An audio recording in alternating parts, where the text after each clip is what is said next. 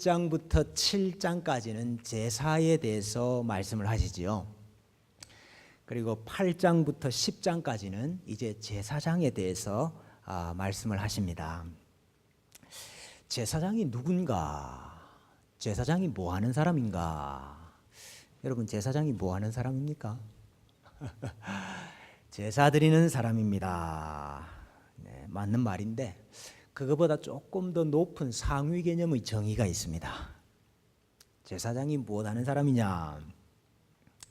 오늘 본문 10절에 보시면은 그리하여야 너희가 거룩하고 속된 것을 분별하며 부정하고 정한 것을 분별하겠다. 예.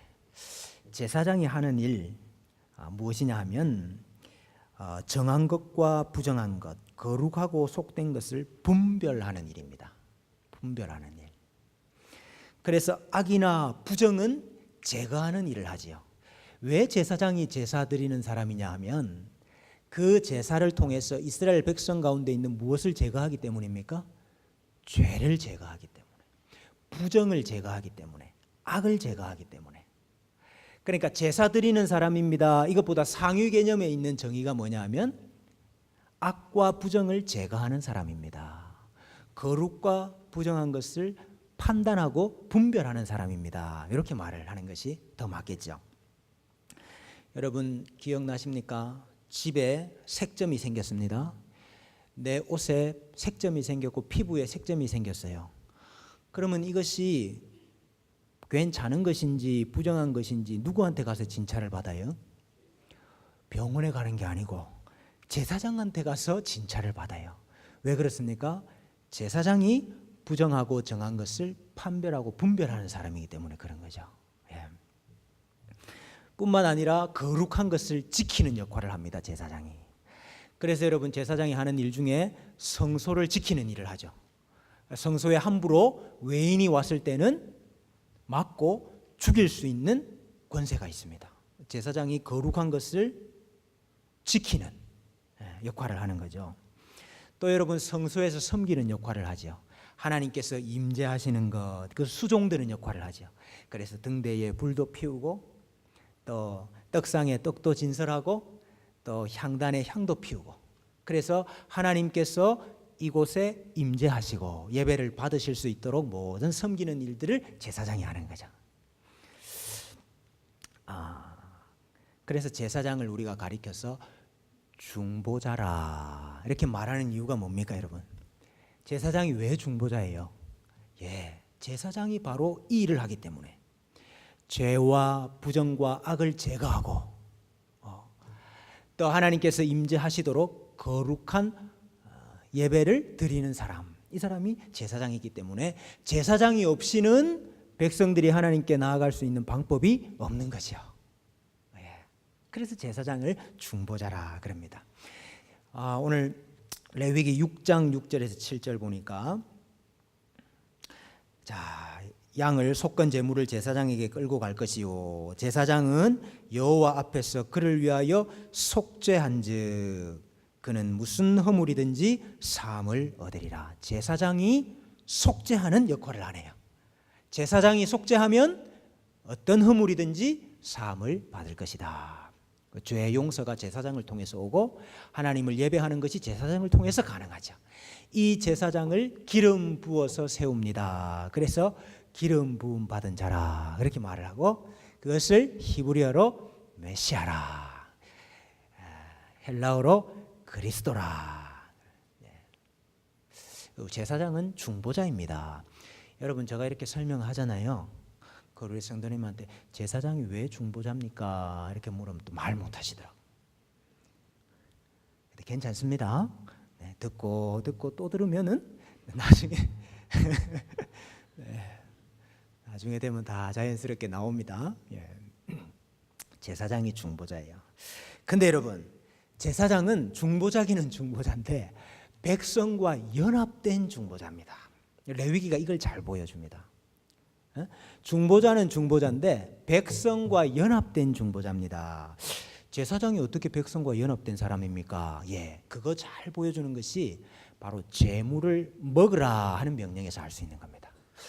오늘 레위기 6장 26절에 보니까 속죄제를 말하면서 죄를 위하여 제사 드리는 제사장이 그것을 먹되 곧 회막들 거룩한 곳에서 먹으라 그랬어요.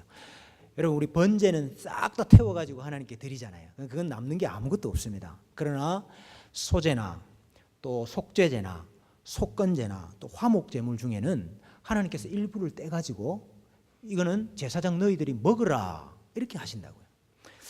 오늘 7장 6절에도 보면 이건 속건제를 말씀하시는데 제사장인 남자는 모두 그것을 먹되 거룩한 곳에서 먹을지니라 그랬어요.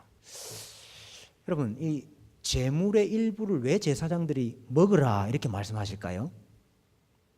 고민 안 해보셨지요? 아니 여러분, 제사를 드렸으면 다 하나님께 드려야지, 다 바쳐야지. 왜 그 중에 일부를 빼가지고 제사장이 먹으라 할까요? 이게 여러분, 우리 제사장의 소득으로 준 것이다. 우리 성경에 그렇게 돼 있으니까 우리 이렇게 생각할 수가 있습니다. 제사장도 먹고 살아야 되니까 제사 드리고 난 다음에 남는 거 그거 양식으로 제사장한테 주는 거구나. 여러분, 만약에 그 제물을 양식으로 내가 받았다고 한다면 제사장이 어떻게 해야 될까요? 그 양식 감사합니다 받아가지고 집에 가가지고 처자식들하고 나눠 먹어야지. 처자식들은 또 가가지고 아껴서 먹어야죠. 양식으로 받은 것 같으면. 근데 그렇게 먹지 말라고 이야기하시죠. 어디서 먹으라고 합니까? 회막들에서 거룩한 곳에서 먹으라. 제사 드리고 난 다음에 거룩한 그곳을 떠나지 말고 그곳에서 그거 다 먹으라 이거예요. 여러분, 왜 그럴까요? 왜 제사장이 제물을 먹어야 됩니까? 제물이 무엇과 연합되어 있죠? 제사 드리는 사람하고 연합되어 있죠? 이거 모르시면 레위기 1번부터 다시 해야 되는데. 여러분, 제사 드리는 사람이 죄인이지요. 근데 제물을 죽여서 하나님께 드리면 왜 내 죄를 용서해 주셔요? 그 제물이 나와 연합이 되어 있기 때문이죠. 하나가 되어 있기 때문이죠. 제물과 제사 드리는 백성이 연합이 되어 있습니다. 그 제물에 제사장이 다시 동참해라 그 말입니다. 그 제물을 다시 제사장이 먹음으로 제사장이 누구와 사실은 연합되는 거죠? 제사 드리는 사람과 연합이 되는 거죠. 제사장이 죄를 담당하는 겁니다. 그래서 여러분, 이거 저거 엄청나게 중요한 이야기를 하셨는데 아무도 안 놀라서 저가 놀랍습니다. 지금 제사장이 백성의 죄를 담당하고 있다고요. 어떻게 담당해요? 죄인이 제물과 연합되어 있고 그 제물을 제사장이 먹음으로 백성의 죄를 제사장이 담당하고 있다는 걸 기억해야 됩니다. 그래서 그 밑에 표에 보시면은 제사 드리는 사람과 제물이 연합이 되어 있고 제물과 제사장이 연합이 되어 있고, 그래서 결국 제사 드리는 사람과 제사장이 연합이 되어 있습니다. 그래 되어 있죠.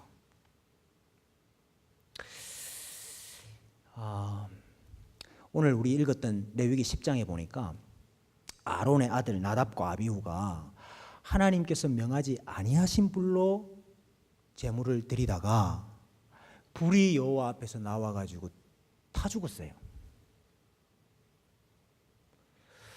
자, 제사를 드렸던 그 속죄 제물 있잖아요. 자, 그 제물은 이제 원래대로 하면 어떻게 해야 됩니까? 원래대로 하면은 거룩한 곳에서 제사장이 먹어야죠.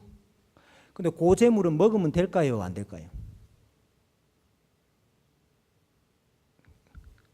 하나님께서 받으신 제물이 아니라, 그죠?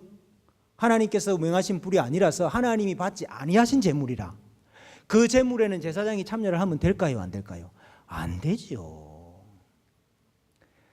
그래서 오늘 모세가 어찌하여 그 속죄 제물 하나님께서 저거 한번 보셔요. 레위기 10장 17절. 너희가 어찌하여 거룩한 곳에서 먹지 아니하였느냐? 이는 너희로 회중의 죄를 담당하여 그들을 위하여 여호와 앞에 속죄하게 하려고 너희에게 주신 것이다. 자, 왜 먹으라고 하셨습니까? 너희로 회중의 죄를 담당하여 그들을 위하여 여호와 앞에 속죄하게 하려고 먹게 한 것인데 왜 안 먹었느냐 야단을 쳤어요. 그랬더니 아론이 우리가 제사를 드렸는데 하나님이 이렇게 안 받으셨는데 그 제물 먹는 거 하나님이 기뻐하시겠습니까? 그랬더니 모세가 그걸 좋게 여겼다 그랬어요. 하나님께서 받지 아니한 제물과는 제사장이 연합할 수가 없죠. 그래서 먹지 아니하는 것이 맞는 거죠. 여러분, 이 중보자는 백성과 하나님 사이에서 제3자의 입장에서 둘의 관계를 연결해 주는 사람이 제사장 아닙니다. 중보자 아닙니다. 중보자는 반드시 자기 백성과 하나가 되어서 그 백성을 위하여 하나님께 간구하는 자가 중보자예요. 여러분, 제가 에스겔 강의하면서 다 시간이 없어서 하지를 못했는데 여러분 에스겔 보면은요 이런 게 얼마나 많이 나오는지 모릅니다. 에스겔도 중보자잖아요. 하나님께서 에스겔에게 너가 왼쪽으로 누워가지고 390일을 누워가지고 그게 누구의 죄를 담당하는 거라고 그랬어요? 이스라엘의 죄를 담당하고 그 다음 오른쪽으로 40일을 누워가지고 유다의 죄를 담당해라.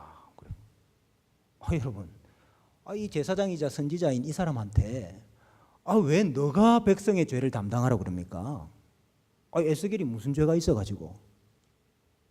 근데 여러분 그게 중보자예요. 백성과 하나 되고 백성과 연합되는 그게 중보자라고요.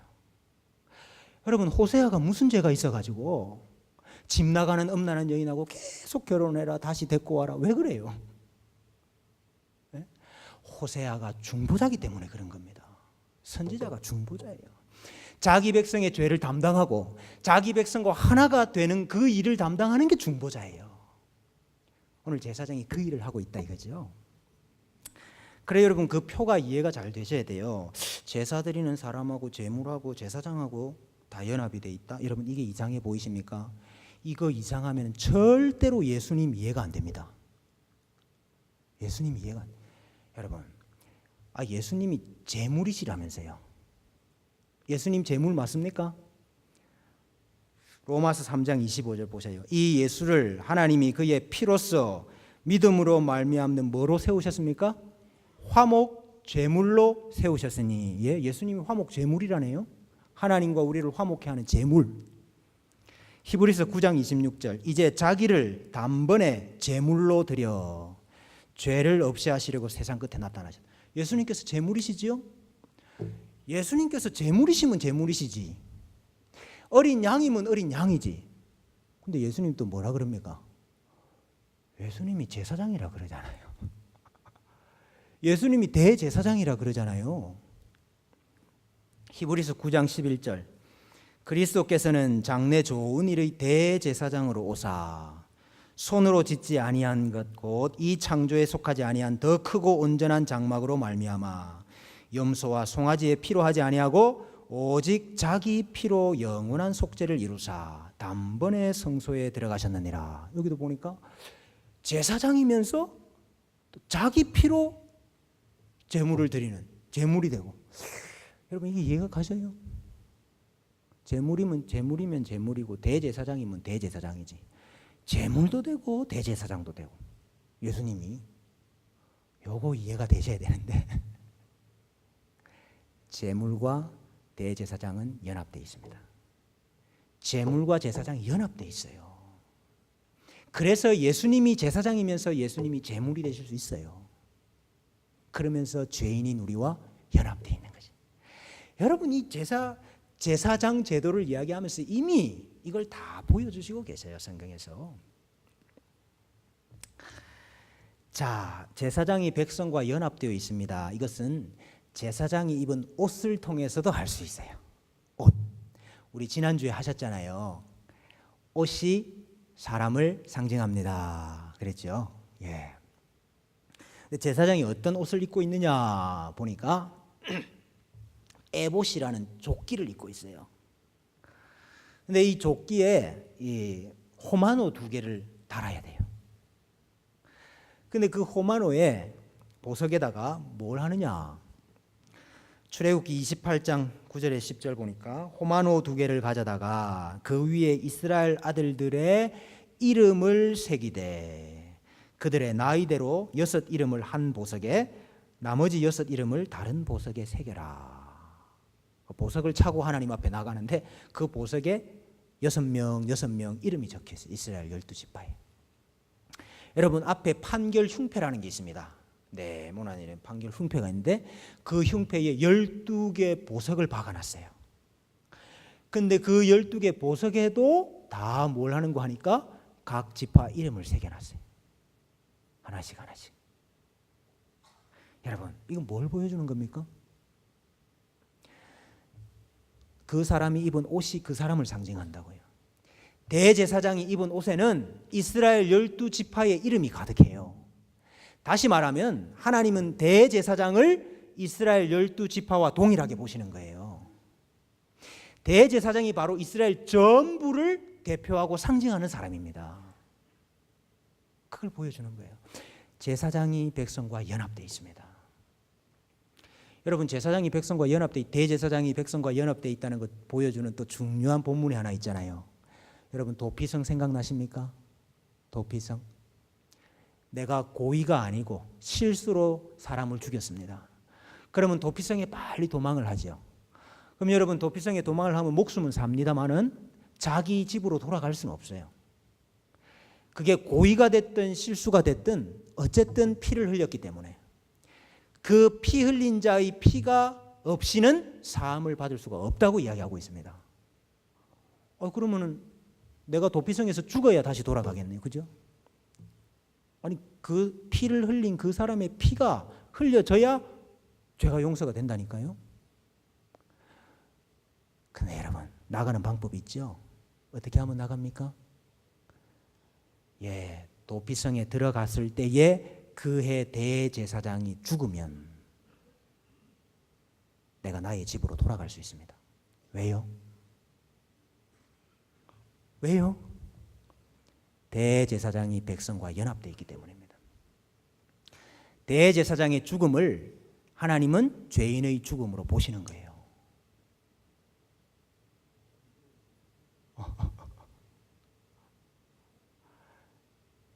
그 대제사장이 죽으면 그 사람이 다시 집으로 돌아갈 수 있다. 우리 예수님께서 온전한 제물이시자 또한 온전한 대제사장이 되셨습니다. 오늘 히브리서 7장 23절 이하에 보니까 제사장 된 그들의 수요가 많은 것은 죽음으로 말미암아 항상 잊지 못함이로되. 왜 구약시대 제사장들의 수요가 많았느냐? 제사장이 죽는다 이게. 사람이 다 죽죠. 그래서 많았는데 예수님은 영원히 계심으로 그 제사장 직분도 갈리지 아니하느니라. 우리에게 있는 제사장은 이제 한 분밖에 없다 이 말이에요. 예수님만이 우리의 대제사장입니다. 그러므로 자기를 힘입어 하나님께 나아가는 자들을 온전히 구원하실 수 있으니 이는 그가 항상 살아계셔서 그들을 위하여 간구하심이라. 우리 예수님께서 이 일을 하시네요. 여러분, 오늘 본문에 보니까 제사장들도 연약하여서 약점이 많아서 하나님께서 받지 아니하시는 제사를 드리는 때도 있네요. 여러분, 대제사장이 제사 드리는 데 실패하면 백성은 하나님께 나아갈 수 있는 길이 없는 겁니다. 제사장이 제사 드리는 일에 실패하면, 제사장이 거룩을 지키는 일에 실패하면, 제사장이 성전을 성막을 거룩하게 지키지 못하면 백성들은 그 무슨 짓을 해도 하나님에 나아갈 수가 없어요. 그래서 제사장이 중요한 것인데 오늘 예수님께서는 대제사장으로 오셔서 모든 제사를 단번에 온전히 다 이루셨다고 그랬습니다. 여러분, 우리가 예수 그리스도로 말미암아 담대히 하나님께 나아갈 수 있게 되는 것이죠. 우리 힘으로 나갑니까? 천만의 말씀. 예수님께서 우리의 대제사장이 되시고 예수님께서 우리의 제물이 되셨기 때문에 우리가 담대하게 나갈 수 있습니다. 뿐만 아니라 대제사장이 되신 그분께서 지금 하늘에서 우리를 위하여 간구하신다. 뭘 위해서 간구하셔요? 자기를 힘입어 하나님께 나아가는 자들을 온전히 구원하실 수 있으니 이는 그가 항상 살아계셔서 그들을 위하여 간구하심이니라. 오늘도 예수님께서 우리를 위하여 간구하고 계시고 기도하고 계십니다. 이 은혜 때문에 우리가 하나님 앞에 나아갈 수 있는 거죠. 하나님과 교제하는 자가 된 거죠. 생명 가진 자가 된 거죠. 이곳에 여호와의 영광이 가득하게 되는 거죠. 예수님으로 말미암아 이 복이 가득하시는 우리 모든 성도님들 되시기를 주님의 이름으로 축복합니다.